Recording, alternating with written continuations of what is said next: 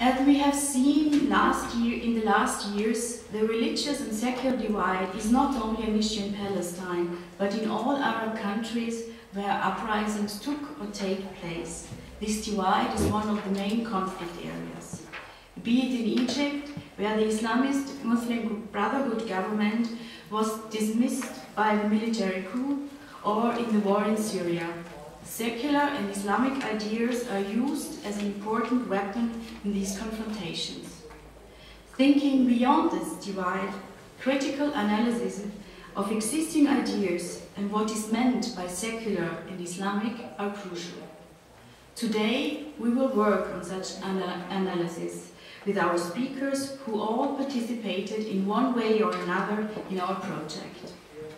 They will be introduced by the chairs of tonight, Klaudia Rottenschlager and Helmut. Let me briefly introduce those chairs of tonight.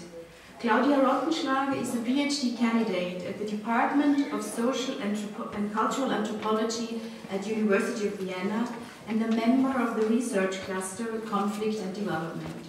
She also works in the European project Conflict, Participation and Development in Palestine, which is a cooperation between the Institute for International Development at Vienna University and the Center for Development Studies at Birzeit University.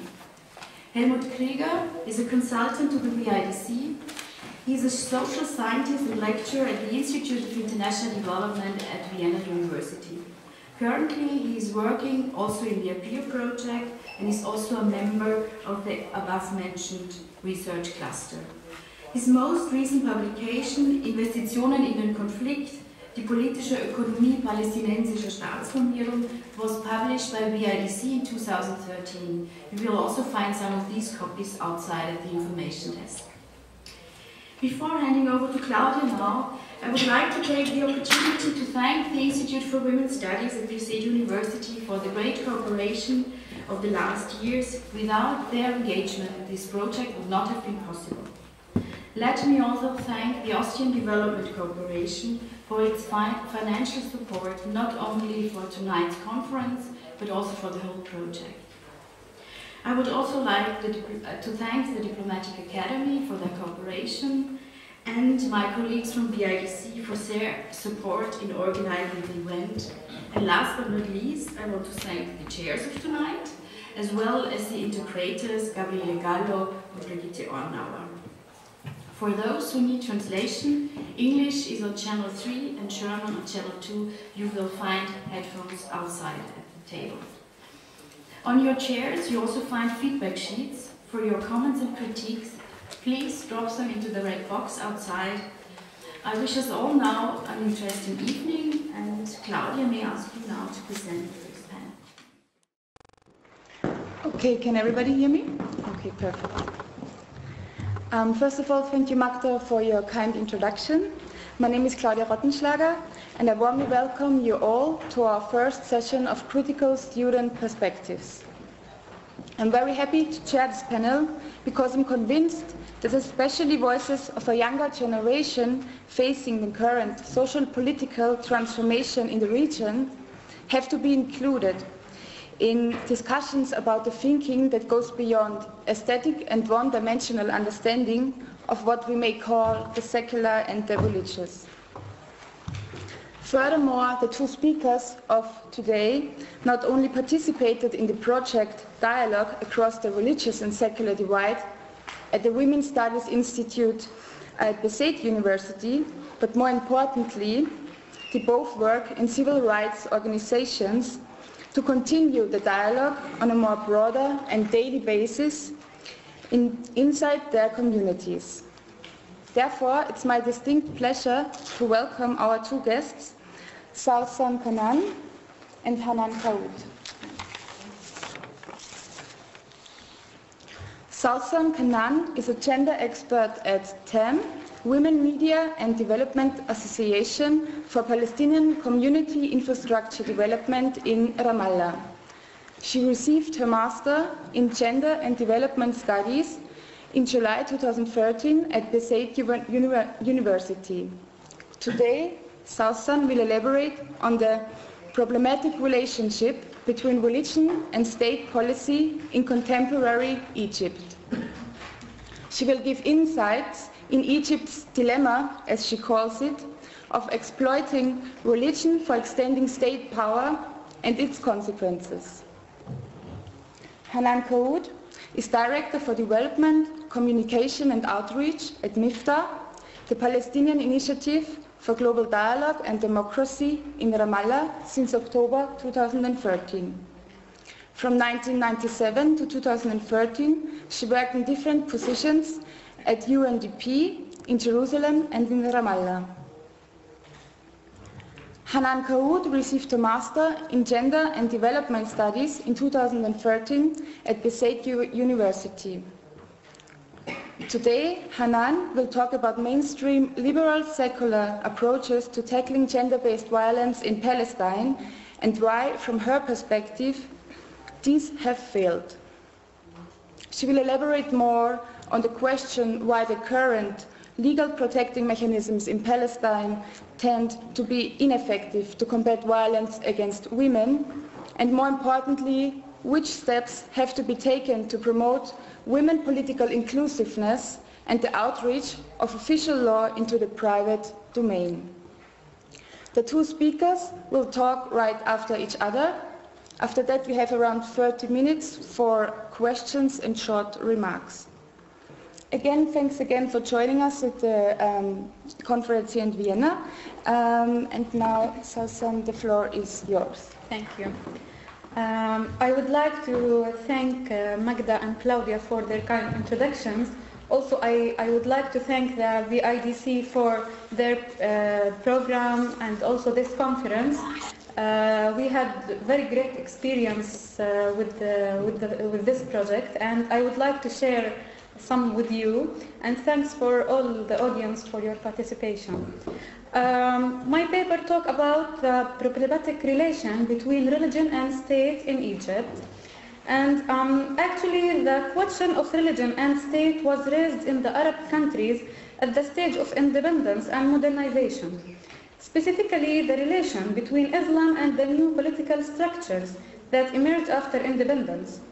In another meaning, the new political power in its modern concept that replaced traditional authority needed secularism as an entrance to the modern state that is linked to the West.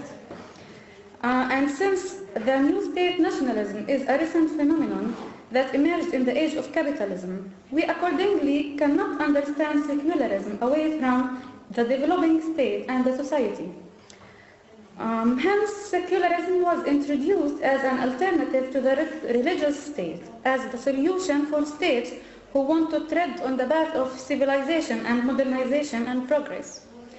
Advocates for secularism looked at religion from two aspects: faith and civilization functions of religion. The function of civilization can be viewed in the slogan, "Religion is for God and the state is for all." Whereas the ideological or faith function is related to the relationship between the believer and God. Those advocates stressed the issue of minorities and took it very seriously. Also, the failure of the theocratic state helped them to prove their ideas.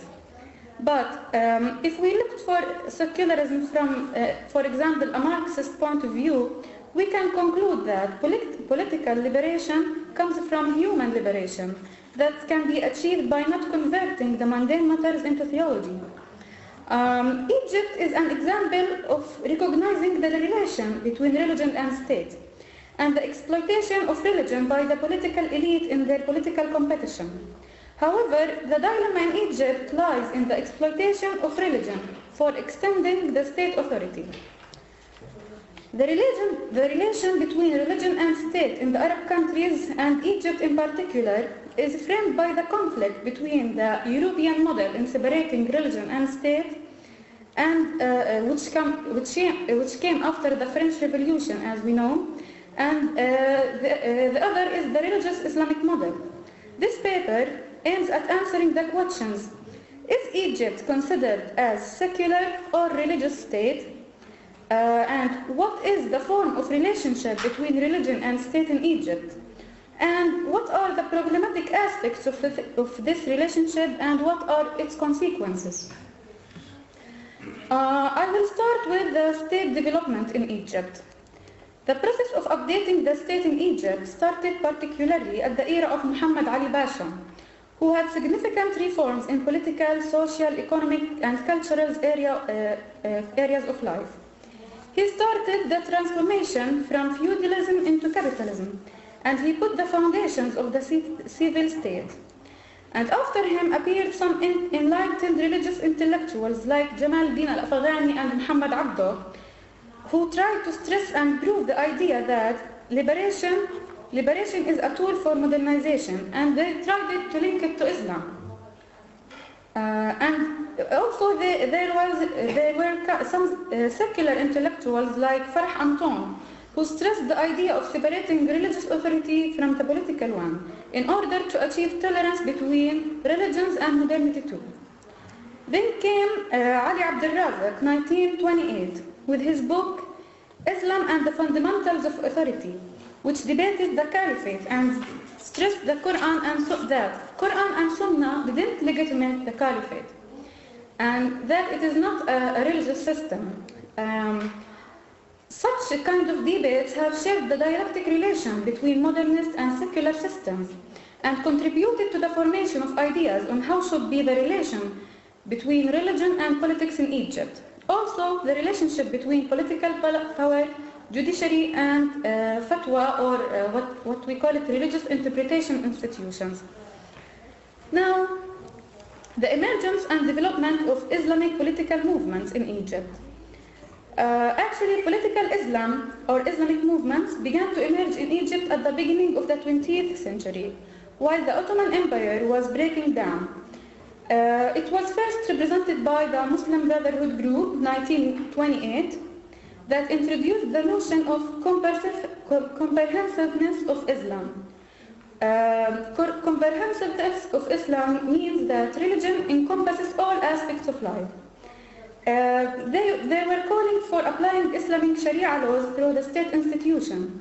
Then came the Islamic Jihad Group, 1973, who believed that the only valid legislation is Islamic religion, Quran and Sunnah, and any other legislation is infidel.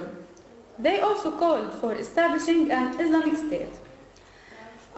With the emergence of these Islamic groups and their use of violence to reach their goals, some of self-criticism have started inside these groups in attempts to review the Islamic political thought. For Muslim Brotherhood, the critique was around the idea that they couldn't find their way to state and the whole society and update their thoughts, despite the reality that they have succeeded in spreading their thought and number of members, also strengthening their group. For the Islamic Jihad group, the critique was regarding the use of violence and the need to reconcile with the state authority. Religion institutions within the developing state. Also, the religion institutions have begun in the 20th century. Egypt started the process of modernization gradually, which caused major changes in the relationship between law and religion. Islamic courts were the only form of law in Egypt during the Ottoman rule. Then began the restructuring of the legal system of the religious authority and the insulation between political power, judiciary, and the religious interpretations institutions, which we call it fatwa. It was represented mostly by Al-Azhar. During Jamal Abdel Nasser era, the state was pursuing modernization in the areas of industry and agricultural, but under the state control over the public sector. While this, all the religious groups were banned. Then the state was back to capitalism in the era of Anwar Sadat and Hosni Mubarak, where the relation between religion and state became unclear. The developing state, especially at the era of Hosni Mubarak, tried to represent a democratic style, but at political and social arenas, both at political and social arenas. Although its concept of democracy had no clear features and weak credibility at this point.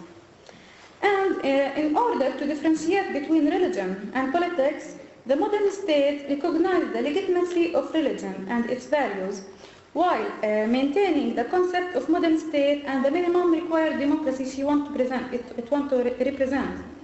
Also, the modern state tried to create a neutral religious sphere that doesn't disturb the public order, which makes the common arena between private and public a subject of dispute and rationing for political power. Meanwhile, the religious personal space was separated, which means that people are given freedom to whether apply or not apply the religious rituals as long as this doesn't affect the public order.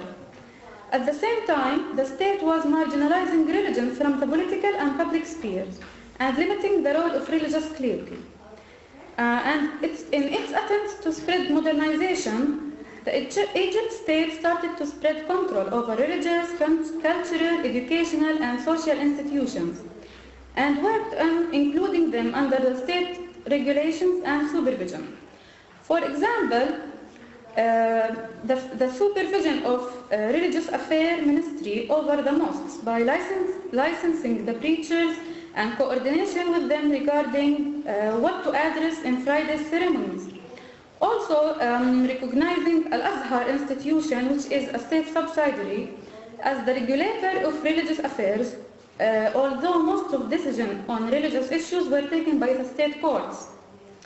I want to take an example, Hisba legislation. It is an important example of the state control over religious institutions and the politicization of some religious laws. Using the Hisba Islamic legislation that emerged from an Islamic principle called the promotion of virtue and the prevention of vice into a legislative law under the supervision of the state and the Attorney General. This decision can also be an example of the integration of politics and religion together, while it contradicts with the notion of democracy and secularism. This legislation was used in the judgment of apostasy on the Professor Nasser Hamid Abu Zaid and the invalidation of his marriage as he is no longer considered a Muslim. This judgment that came as a result of his rational writings related to Islamic law represented the contradiction of the state policy as it was trying to win Muslims' public opinion while maintaining domination on the religious institutions. I want to talk now about the late Egyptian revolution and its results on the relation between religion and state. The Egyptian revolution started on the 25th of January 2011 against the President Hosni Mubarak's rule.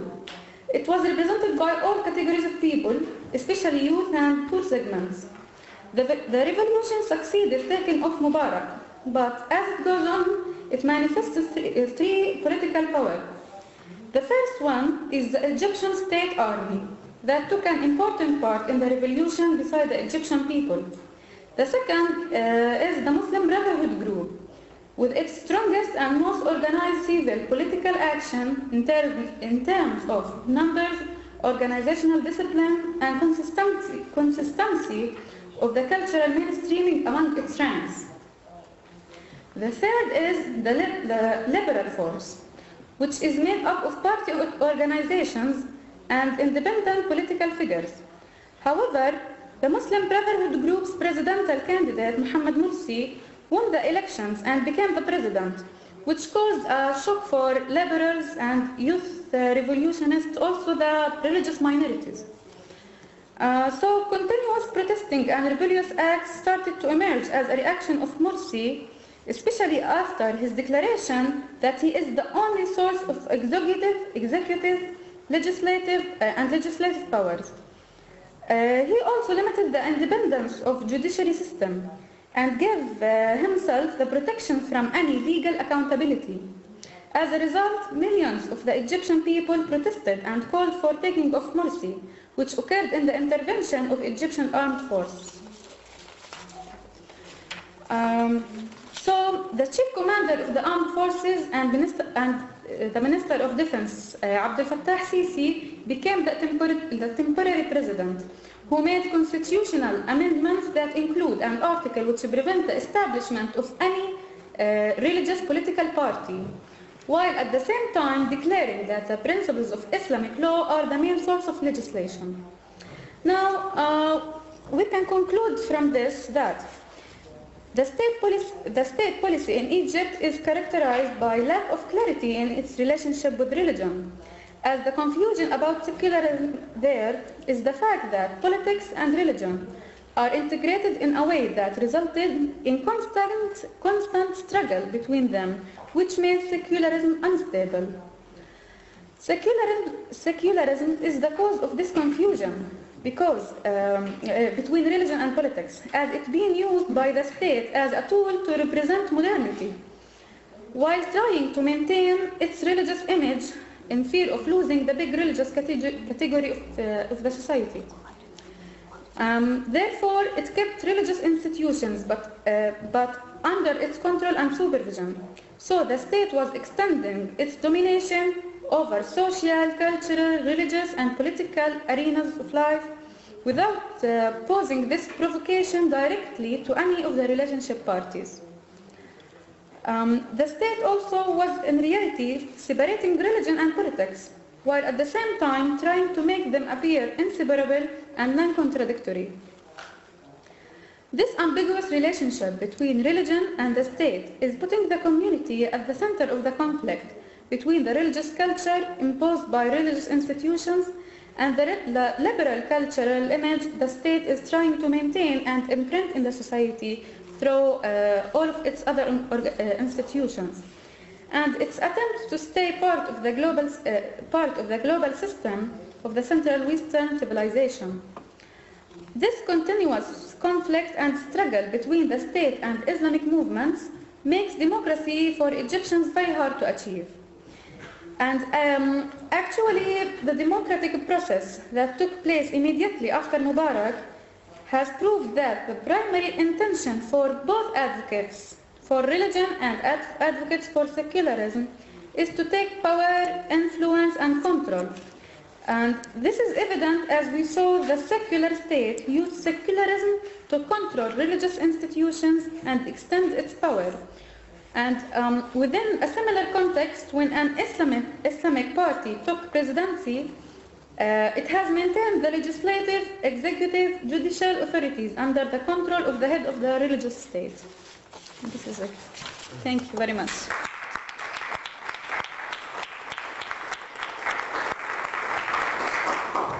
Thank you, Fafan, for your really nice lecture. Thanks. Now I'm handing over to Hanan.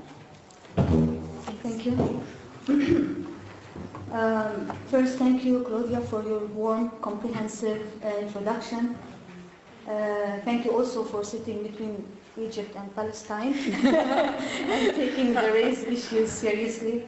Allow me, please, on behalf of the Women's Institute Studies at Birzeit University, to thank the VIDC for opening such an opportunity for debates around secularism and religion through their joint project with the Women's Studies Institute, and which has proved to be very successful through its outcomes and through this conference, who we are all participating in.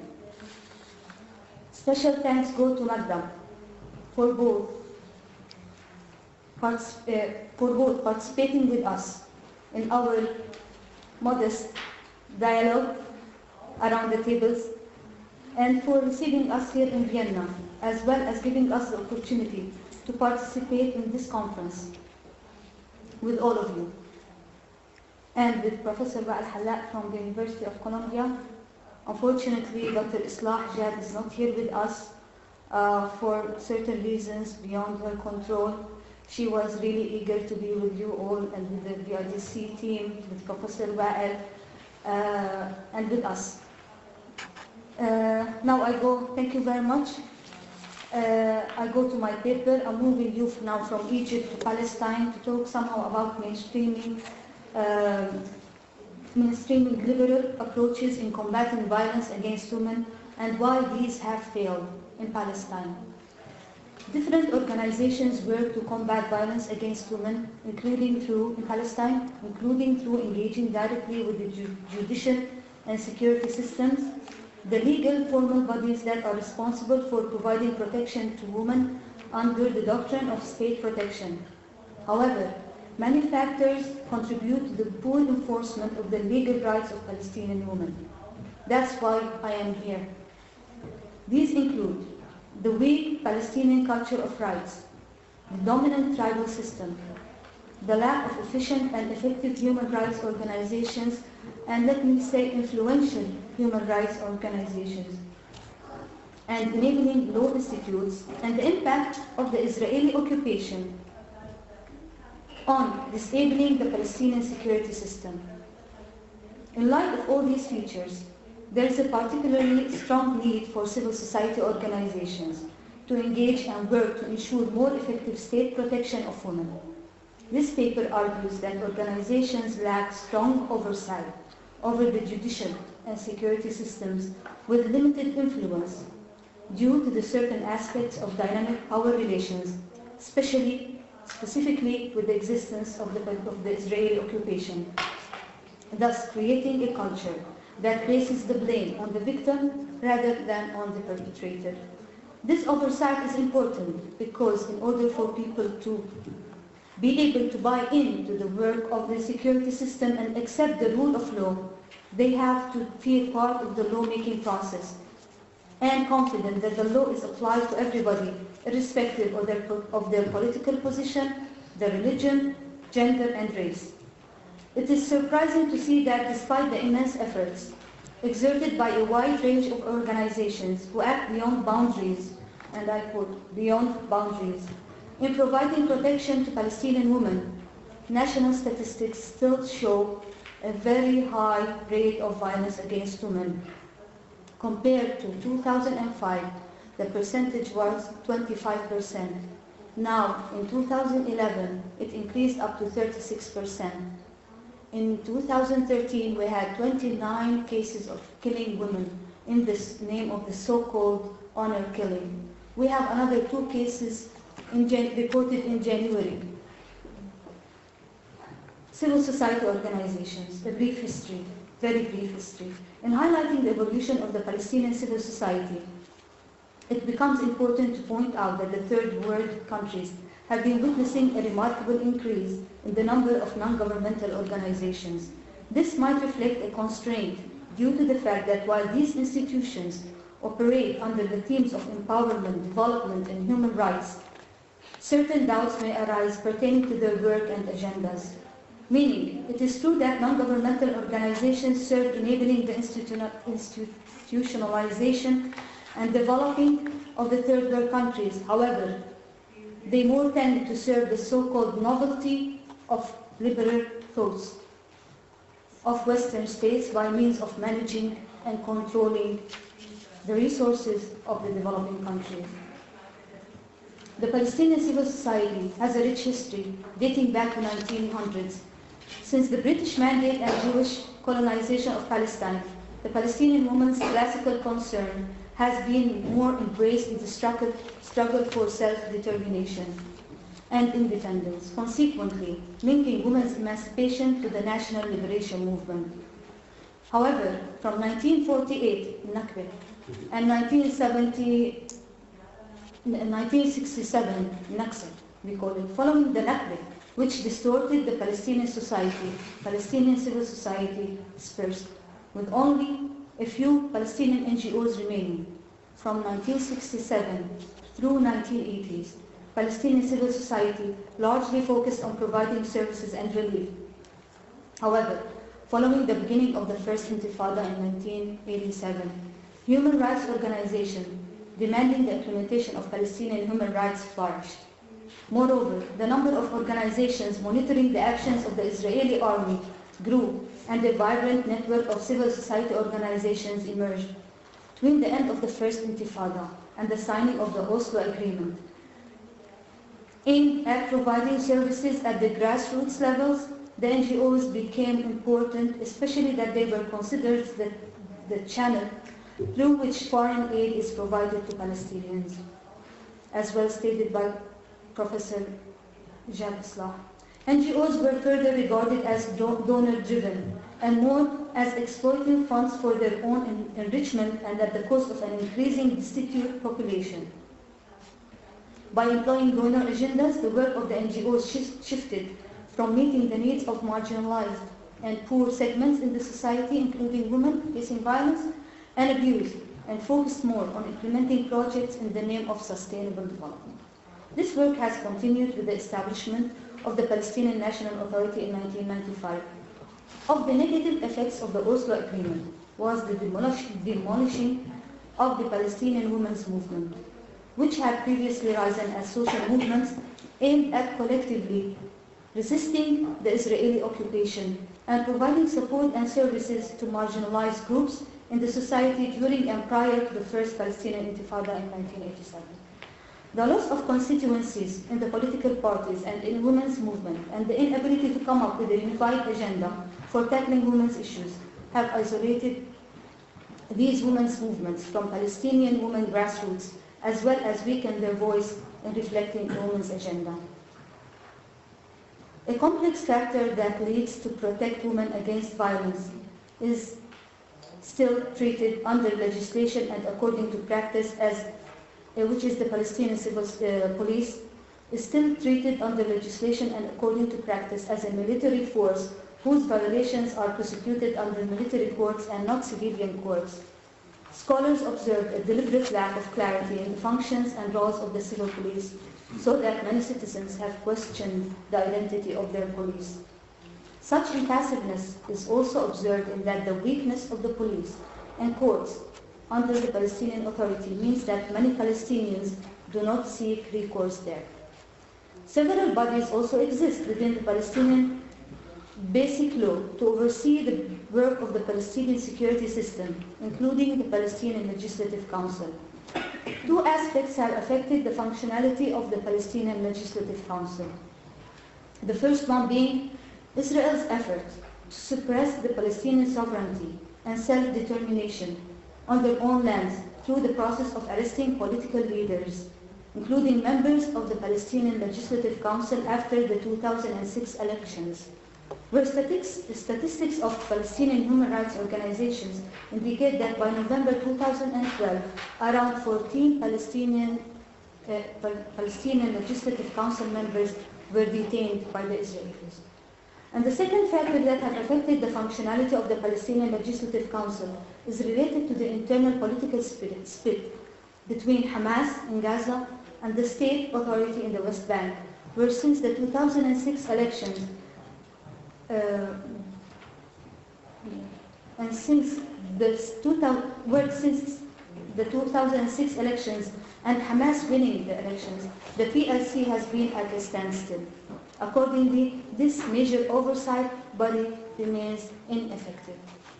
The weakness of the Palestinian Civil Police in protecting the rights of Palestinian women, especially women with domestic violence assaults, and the non-functionality of the Palestinian Legislative Council urges amalgamating the efforts of Palestinian civil society organizations and women's committees and groups to effectively combat violence in the Palestinian society. Such interaction entail oversight exertion.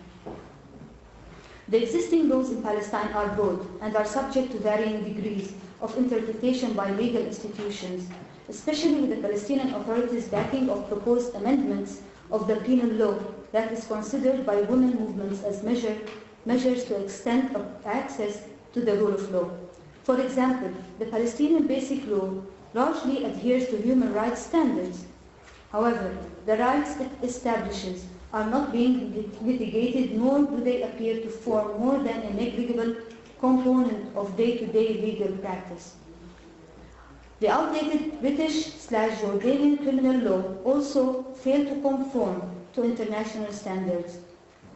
For example, perpetrators of the so-called honor killing can be exempted from judicial sanction. The gendered impact of the Israeli occupation on the Palestinian legislative reform process cannot be overstated, as these hamper Palestinian efforts to put in place a legislative and judicial framework which is capable of protecting the rights of women. One should not neglect the deeply rooted masculine concept that is entrenched in the patriarchal structure of the Palestinian society. The judicial system is in itself patriarchal in its formation. This has a lot to do with the cultural attitudes and how judges, even policemen, believe and behave. as such, has a negative effect on women, especially in cases of violence. A case might be closed for consider a woman's position as weak. Alongside, the case might be referred to al-ashira. Al-ashira is a tribe. Through Rijal al-Sulh. Rijal al-Sulh is the eldest of the tribe. The decision on the future status of the family, mainly women, becomes dependent on the eldest of both families. The will of the assaulted woman per se becomes marginalized with the possibility of concluding with subsequent circle of violence.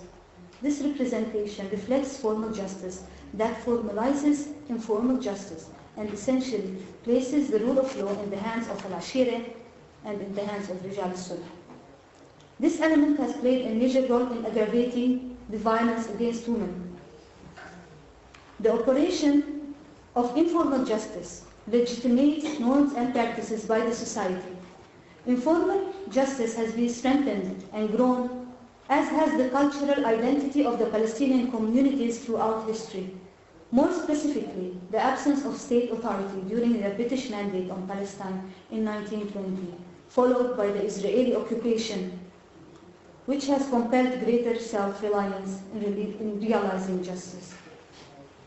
This societal and cultural discourse, according to, let me refer to Michel Foucault, has preserved itself in the Palestinian society through its ability to perform certain mechanisms of external and internal exclusion, with a major aim to stop threatening ideas from coming in and thus keeping the power and influence of the masculine identity. Hence, it becomes important to liberate the social discourse from any imposed patterns of knowledge, such as that of the Palestinian society, which has granted men's superiority over women in the societal patriarchal paradigm. We go back to the theme, women and Sharia. Arab women's activism, feminist thinking, and practice in general are not new to the Arab world. Academic literature discussing women's activism in the Arab world is abundant and can best be addressed systematically by focalizing state and religion as enterprises granting rights and delivering moral justice. One should not neglect the role that the Palestinian status law plays in placing women as inferior to men. This remains a central recurring theme in Arab women's activism, which is directed towards gendering citizenship through reforming Sharia laws enforced by states, granting male guardianship over women via family or personal status law. The Palestinian personal status law is considered by many Palestinians, as well as feminists and scholars, as gender biased. Thus, constitutes one of the reasons behind the lack of citizenship rights for women, besides their marginalized roles in political and economic practices, notwithstanding the political instability and the effect of the imposed colonization policies on the Palestinians as a whole, that results majorly in the lack of Palestinians' access to natural resources and restricted mobility. As such, Sharia law should not explain the problem of domestic violence, but rather explanations must be sought by analyzing the relationship between religious law and state power in permitting or prohibiting violence within the family, where it depends on the state to enable and reinforce laws to promote and ensure gender equality in its society, including prohibiting violence perpetrated against women. Scholars highlight the influence of religion on women's rights in all and not only in Islamic countries or in Islamic societies, and emphasizes that the fact that countries where Muslims constitute a major and Islam is recognized as the official religion, the state nationalizes religion by incorporating Sharia principles into the national legal regime, such as that of the Palestinian Authority, especially given the sensitivity of Palestine with its lack of sovereignty on its own land given the continuous existence. We go back to the Israeli occupation. Unfortunately, it seems that protection mechanisms tend to be ineffective, not out of the will, not out of lack of will, but simply out of the basis of the political situation that the Palestinians are facing, the weak Palestinian culture of rights, the lack of efficient, effective, and sustainable and influential human rights organizations, as well as enabling law institutes and notwithstanding the Israeli occupation. A long-term approach towards eliminating gender-based violence requires digging in deep in the roots or in the root causes of violence against women, and not dealing with cases based on theories and other experiences. I refer back to the beyond boundaries. There is a need to study well the Palestinian context from within and to combine national efforts to strategize for long-term approach that aim at enhancing and institutionalizing the rule of law to eliminate all sorts of gender discrimination, enhancing an equal-based cultural dimension, addressing informal justice, strengthening oversight mechanisms, and building the trust of civil society, specifically through establishing a gender equality-based ground in dealing with cases of violence, to encourage women as well as men to buy in to the work of the judicial system and security, in addition to raising the awareness of women in their rights as equal citizens in the Palestinian state. What is important is to establish measures to extend the access to justice, to cover issues of critical importance to women. It is important for the law to reach private domain within the family, to address gender-based violence that has been placed beyond the scope of the law. That is not to assume that gender equality has been reached in the public sphere. Outreach of the rule of law and the ability and the availability of laws do not necessitate that the law is being implemented to serve the interest of Palestinian women, as has been referred to in the context of this paper, due to the several societal and political factors. This is evident by the inability of the national institutes that follow liberal approaches to influence upon the state powers to endorse the proposed amended laws that are extracted from Sharia as a provision for women's protection. The last but not least important aspect is promoting women's political inclusiveness and participation, in addition to mobilizing local communities to address the different kinds of violence and sexual harassment that are exercised against women in the public and that contribute to transforming abused women to silent victims in the society. Citizens, Palestinian citizens, need to hold the Palestinian government as well as the Israeli occupation responsible and accountable for all forms of violence that the Palestinians face at all levels. Addressing violence must mobilize all existing resources, including the traditional avenues of legal and policing reform, but also emphasizing mobilizing the moral and social resources of Palestinian communities to bring issues of violence to public discussion, awareness, and action.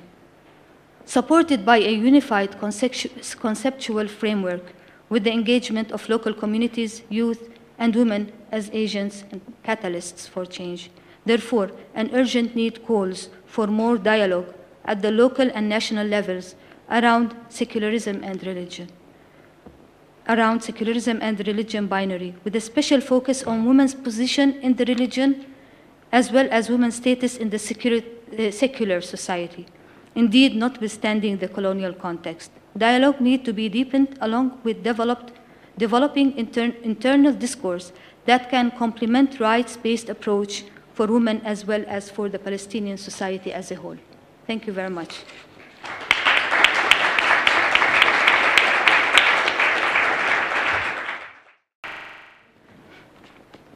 Yes, Helmut.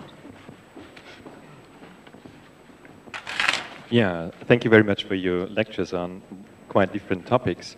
Just a short question about situation in Egypt and this linkage, what you called between religion and state policy, and what you said at the end of your lecture about the lack of clarity. Yeah. Could you elaborate a little bit more on that, given the fact that it seems to be a quite clear as well as complex situation in Egypt after a military coup, and reinforcing those dominant classes who already ruled the country in the times of Mubarak, Sadat, and so on and so forth.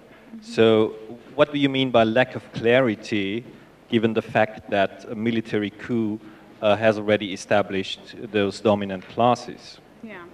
No, the lack of clarity was about the relation between the state and religion. I mean, the state, the Egypt state during, especially during Mubarak rule, was trying to imprint two images. One is liberal image and secular image, and the other is religious image, because you know, most of the Egyptian people, religion is very important to them. So you can't say in Egypt no religion. You have to maintain a religious culture and also secular or liberal culture at the same time. So this made the relation between the state and religious institutions very complicated and unclear, as the state kept all the religious institutions, but under the control and supervision of the state. If we notice from the example, the Hisba legislation, it is completely a religious law, you know, but the state converted it to state law and use it to make judgments for people who contradicts with religion also, but maybe in a way that contradicts also with secularism. Someone like Nasser Hamid Abu Zaid, when he make some critique on religious laws, and the state came and judged him and invalidate his marriage because he wrote something to criticize the religious law, it is really contradicting. So this is what I mean by the contradiction, the contradiction of the relation between the state and religion. That's just this. Yeah, I think there is a question. The microphone, please. Thank you. Okay. The main problem is you cannot reform and modernize the state and the society with Orthodox Islam. Mm-hmm. That's a problem. Yeah. What? Again, please. You cannot not modernize the state, the society with the Orthodox Islam. Okay. That's the main problem. Also for your problem, the problem of women. You think this is the problem? What I think that it was proved in Egypt that both secular state and Islamic state, they doesn't work for Egyptian people, because it's like two parties.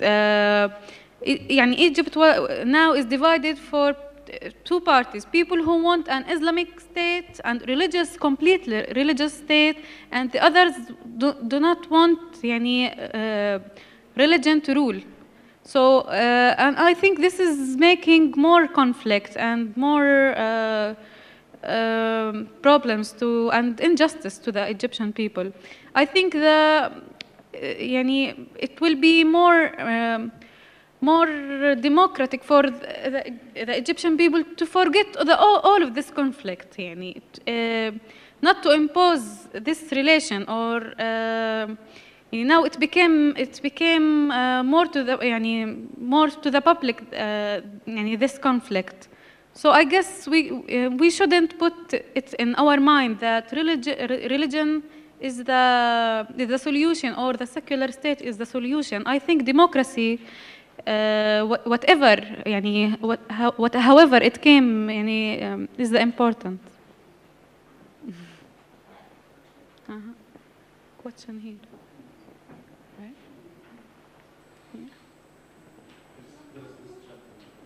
Yeah.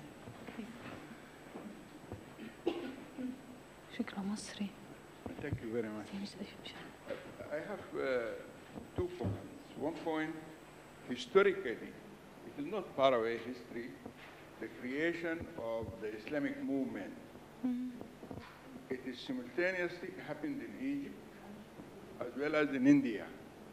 And that's with the colonial period when the British want to weaken the national movement against colonial era. Yeah. So they went to the Muslim Brotherhood in 1920 and created it, supported it under the slogan that communism is coming from Russia to your country. Communism is against Islam. That was the base. Then they did the same when they realized that India under Gandhi and all the group were fighting and the Indian, it is not in the interest of the colonial power in England. So they split it and they put Muhammad Ali Jinnah with the same slogan, and then he split later on Pakistan and destroyed the whole effort which was done by the people. So this is, and even the jihadists, it is also colonial in the sense the American, when they realized that Afghanistan at the time when the Cold War and so, they created the jihadists, Bin Laden and the other, and they supported them and they encouraged them to go and fight in Afghanistan. So the whole thing in the general public and educated people in most of the Islamic, in the Arab world and so, they don't believe in what is happening now in terms of the Muslim brothers and their behavior. And I want, this is my second point, is that instead of people talking theoretically, you have mentioned, the two speakers have mentioned events and in Palestine and so. But take a country like Sudan, have been ruled for the last 25 years. It is based on Islamic fundamentalism, married, integrated to military dictatorship because they made a coup d'etat.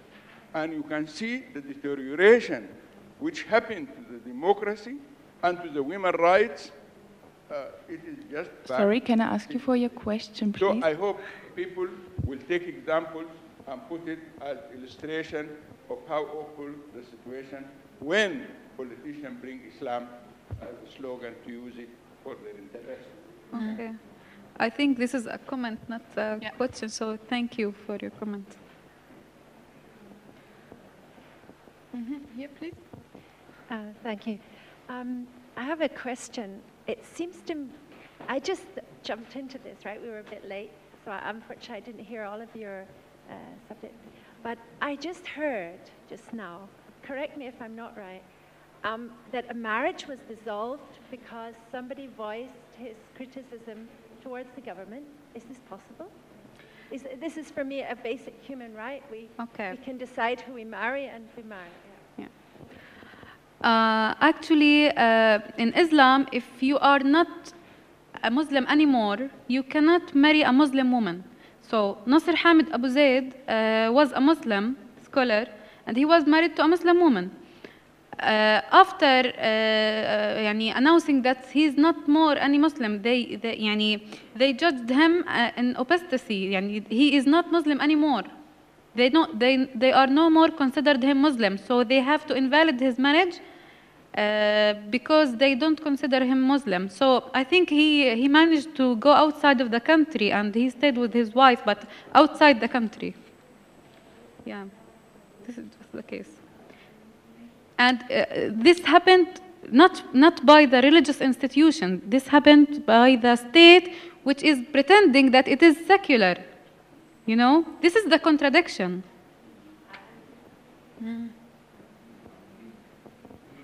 I would have a question concerning the supposed dichotomy and bipolarity again, between like secular, liberal forces and then on the other side, religious forces. I would like to ask you if you could share your thoughts and perspectives on, let's say, so-called progressive revolutionary forces that are not related to these two dominant forces. I don't know if you can situate them and how they are.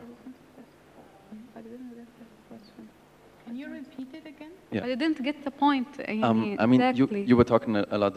You elaborated on the dichotomy between religious forces and the so-called liberal.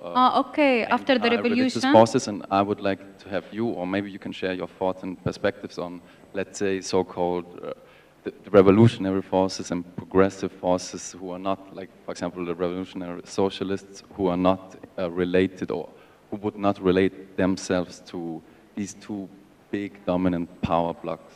Okay. For sure, there are many people who are not related to these three powers, but now most of the Egyptian people are separated to these to these sections. The problem is lately, Egyptians want democracy. And after they take off and dictator, they were thirsty for democracy. The problem is the image of Islamic groups and movements is not good in Egypt. So when a Muslim Brotherhood, presidential candidate took the presidency, I think they become afraid and not comfortable. Most of the Egyptian people become not comfortable with this. And I think if the Egyptian state at Mubarak during Mubarak's rule were more clear than it was. For example, if it was secular, and it didn't it separate religion and leave it just for people, and didn't try to control the religious institutions, also to ban the Islamic movements. So I think this sensitivity, or maybe they wouldn't want more to prove themselves and came to rule the country again. So I think the conflict from the first was the state want to be secular and it doesn't want to leave religion by himself. It wants to control everything. So I think this is what makes the conflict. I hope that I answered your question. I hope. Just a small reflection. In its essence, Islam is between you and God. It's between the human and God. And there is no coexistence. And even there is no ecclesiastic infrastructure like in Christianity, like there is no priest, nothing. So, and the whole situation, all these movements, it seems like a lot of coexistence and obligation for people. So I just see that the whole situation is against and in contradiction with the essence of Islam, which means pacification, studying, and good rules, but no coexistence, just good order. Okay. So the whole situation is against the essence of Islam. Mm-hmm. As it is still. Okay. You have no peace, you have nothing to control it. Between you and God. Nobody to control it. No coexistence. Okay. I think what we can conclude from what I mentioned about Ali Abdul Razik's book, that Islam is not political, and it didn't legitimate any political system, or said that Muslims should have rule, or he concluded that caliphate is not religious system, and so any Islamic movement and Islamic rule is completely political, something political. It's like a movement who want to rule the country in the slogan of Islam. Like, for example, other parties who want to rule at other slogan of liberals, because they have, everyone have its ranks by the people. So I think this is the aim, not the religion itself. My question would be, you mentioned the weak Palestinian police force in combating violence against women. Are there, from your personal experience, women's groups in villages, in cities, who come together also beyond, religious divides to, I don't know, provide spaces for women who have problems with domestic violence, for example? Are there some initiatives you could talk about more? Yes, we have many initiatives, and actually we have many initiatives for civil society organizations who try to engage in the work of Palestinian civil police in protecting women against violence. However, there seems to be some blocks in the face of these in the face of these institutions.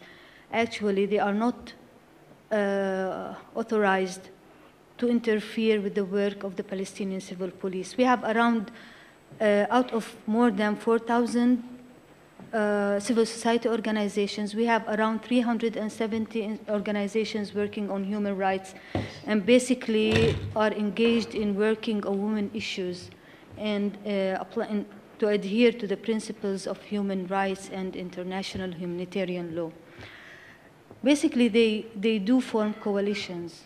We have different coalitions to combat violence against women, that are related to accountability, that are related to transparency. We have different and tons of many civil society organizations come together and work together, but the problem that arises is basically with the policing system and with the law. Wherever you have efforts, as if you're moving someone and somebody else is coming to hinder the work that you're doing. So they are sufficient, but the way that they work is not maybe enough. Maybe, as I said, lacks some strength in trying to influence upon policies and decision makers to make a change in the basic law, in the penal law, in different laws that apply or imply a masculine nature that is hindering the work in combating violence in the Palestinian society, including violence against women. I can name you many, but it will take long. Other questions? Yes, here, please. No. Thank you very much for your information. My question, what kind of perspective you see for the Arab world? The situation is miserable for the women, miserable for the religious, and other for secularism. I think also we face this problem in Austria or in Europe because the politician parties, they support more the Islamic radical, and we mentioned that always in the media. I am from the Islamic, I am from Initiative Liberal Muslim Austria. We face, they like to kill me personally 5 times because sometimes I say something in the press or another newspaper or when I have a comment. So I think we face this problem now. Which perspective you see in the future for the women, Muslim women, because also they have the same situation like in Gaza, also under the Brotherhood and so. Thank you very much. Yeah, we have it also for Christians in Palestine. We have it for Christians all over the world. It's not only Muslims, it's everybody. I didn't assume that women are emancipated. I didn't say that they're not suffering from violence. I'm specifying my paper on the case of the Palestine because this is the experience that we face. Maybe in the future we can look into other cases outside and maybe do some comparisons. Because I'm sure there are certain dynamics in Palestine that is different from other cases, whether in Europe, whether in the States, whether in other areas, even in the Arab countries. And this is represented by the Israeli occupation, by the way. So we always refer this to the Israeli occupation and its assaults. I'm sorry, we have a speakers list. Can you please wait? Okay, thank you so much. Thanks. Here was a question. Yeah, my question is also directed to Mrs. Kaoud. And I'm just wondering if this women's struggle for women's rights in Palestine is entirely and only a women's struggle. Do you get the support of any men, particularly influential men? Because it seems to me that it can't be women's struggle only.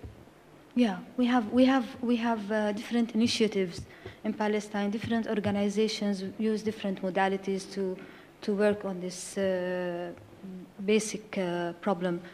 Actually, we have the government supporting many of the initiatives that sometimes target, let's say, youth, women in local communities, local councils. But there is a will. There is a will. But there is somehow, the will is not influential enough because there is not, let me state it this way, there is no political will to do the change. So politics is always the problem. That's at least how I see it. It's everything is politics. Religious is politics, and Christianity is politics. Everything is politics. But at the end, what can people do when you gather all these forces and then you don't find the political will? Actually, we try to, the Palestinian civil organizations try to make some amendments to the penal law and to the basic code. I have an answer from the president of the state, but I can't say it in front of everybody because it should be confidential. But unfortunately, it couldn't be done. It couldn't be done. Why? Maybe it's not the right time. Maybe we leave it to the future. So there's always some justification for not accepting the amendment, although I'm sure, that I'm definite that if we amalgamate all the efforts, the most efforts that can be amalgamated, I think we can do some changes. But there is a will from leaders, from women leaders, youth leaders, men leaders.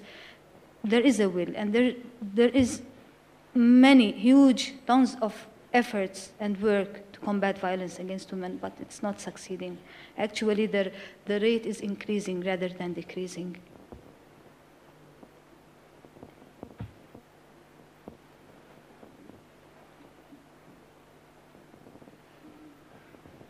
May I ask you another question? You mentioned the tribal system alongside the legal system. Can you elaborate a little bit more on that, please? Yeah, the tribal system is basically one of the problems, and the tribal system was more also strengthened by the Israeli occupation because before the Oslo Agreement and before the Palestinian National Authority came into effect in 1995, there was,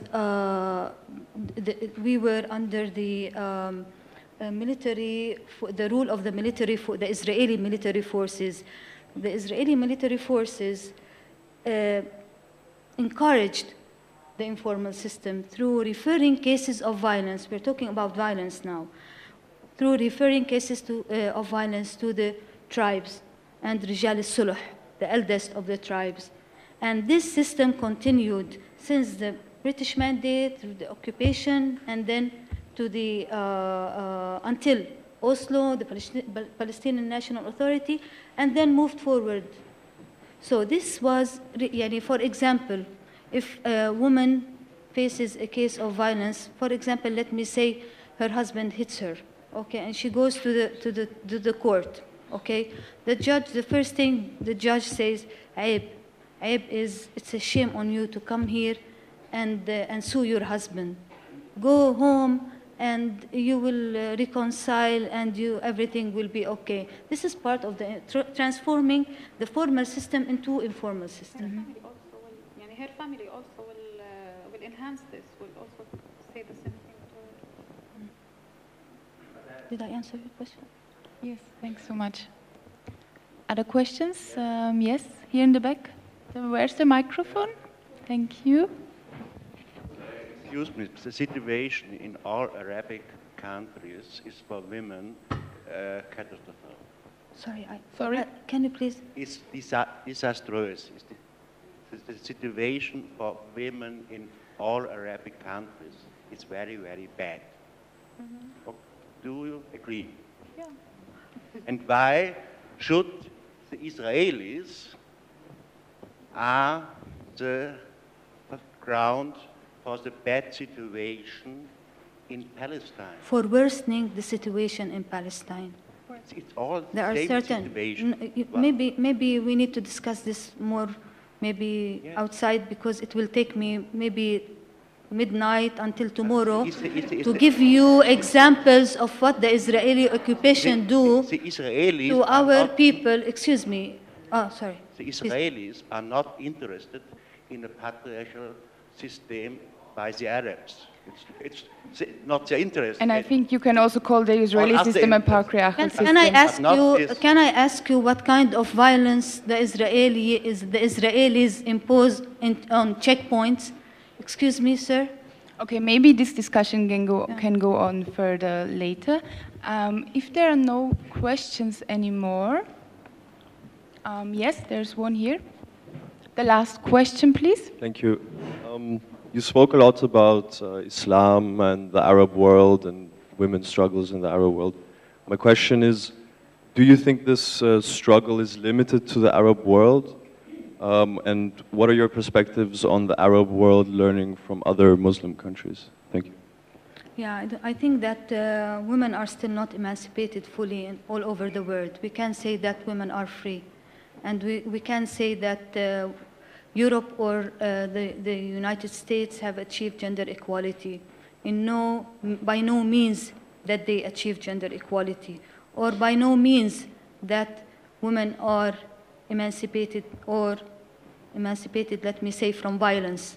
By no means. So there is somehow a little bit of specificity in the Arab world. And it's not, as I said in my paper, it's not the religious, or it's not Islam that has caused this violence against women in Arab countries. We can't say that Islam did this. If we say that Islam put women in a minority position, we can also say Christianity put women in a minor position. And this, I witnessed this myself because I got married in church. And the first thing, and I was surprised when the priest said, "And you, Hanan, you obey your husband." And I said, "I'm sorry, Yani. Why wouldn't, Yani, what's this relation?" So from the first moment I'm marrying my husband, there is a different, the priest is trying to impose a different relation between me and my husband.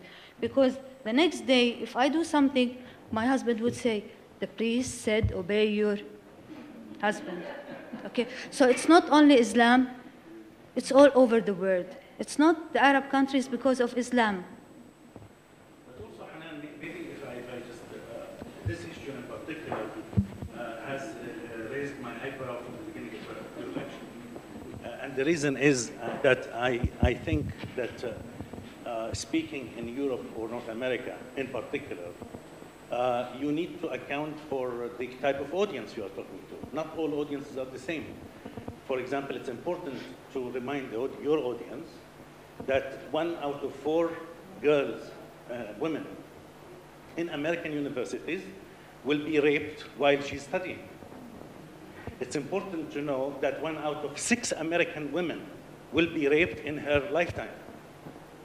We are talking about astonishing amount of violence that is conducted against men and women almost everywhere in the world, particularly in the United States. I don't know the numbers about Europe, but I'm sure that Europe is blessed with violence as well, against women and non-women. So it is important to remind the audiences who forget to look at their hump, that in fact there are problems everywhere. We do have our own problems in the West Bank and the Arab world and the Muslim world. Part of the reasons for these problems may be unique to these societies, not necessarily because they are Muslim, but also because there are cultural and other habits and ways of thinking.